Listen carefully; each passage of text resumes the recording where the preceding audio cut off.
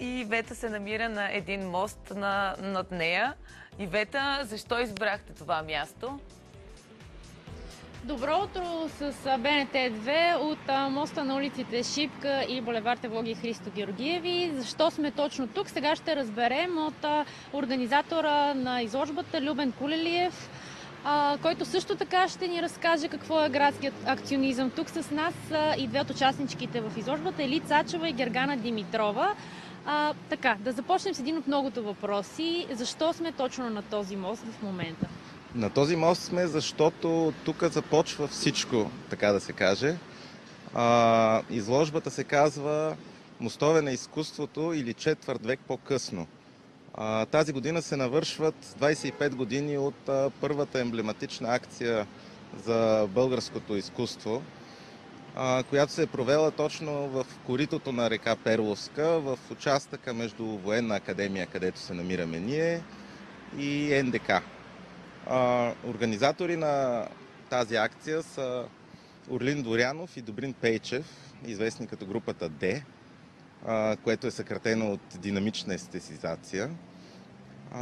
Тяхната концепция за акцията е да направят една провокация в градската среда, като използват коритото на реката, за да изградят една конструкция, модулна метална конструкция, която премоства, своего рода мост се явява между двата бряга, и затова кръстяват из акцията "Мостове на изкуството".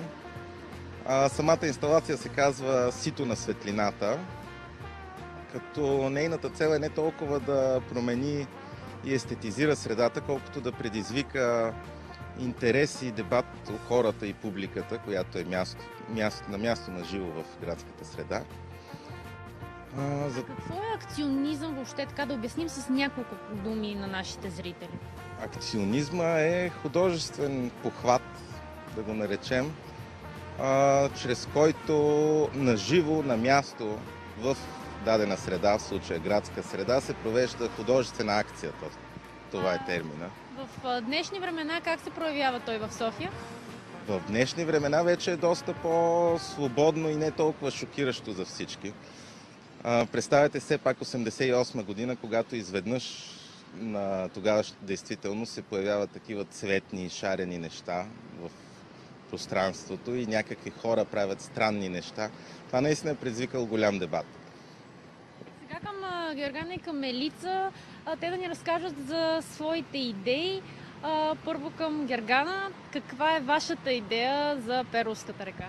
Идеята за мой проект е 5 лодки, върху които има много живи цветя, които са в саксия, и вечерно време има соларни лампи, така че когато те се движат през нощта, да могат да светят. Защо искам да го направя това нещо?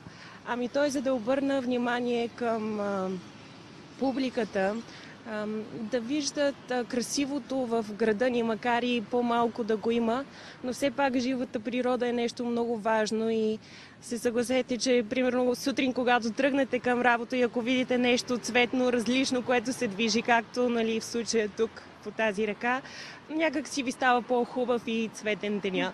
Елица, вашата идея каква е? Какво я вдъхнови? Моя проект по принцип се казва "Виртуален канал". Всичко възникна на базата на игра на думи, виртуален канал и воден канал.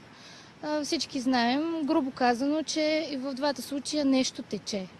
В единия случай информация, в другия случай вода. Само че разликата е, че едното е реално и видимо, а другото е нереално в едно пространство, което ние добре познаваме, виртуалното пространство. За тази цел аз съм решила кломбата като символ на виртуалното пространство да я поставя в тази среда и по този начин на нещо невидимо да придам материален облик.